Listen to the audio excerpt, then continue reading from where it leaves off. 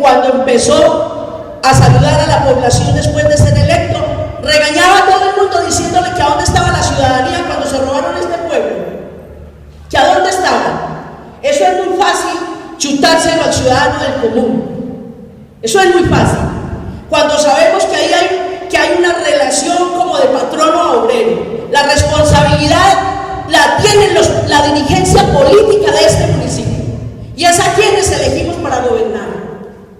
Eso sí, la dirigencia política sí es la que le tiene que dar cuenta a este municipio por qué se lo roban, cómo se administran los recursos de este pueblo. No es al ciudadano del común al que se regaña.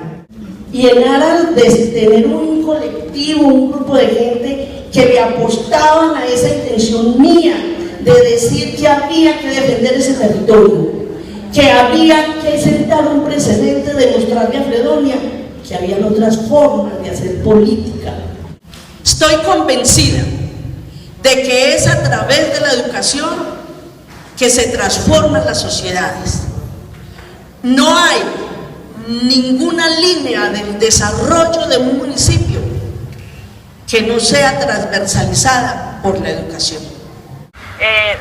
Mirar que la vida tiene que tener otro sentido y aún más que es que la política también tiene que cambiar de esas maneras de hacer la política y que las mujeres hemos estado ahí invisibilizadas como actoras de lo político.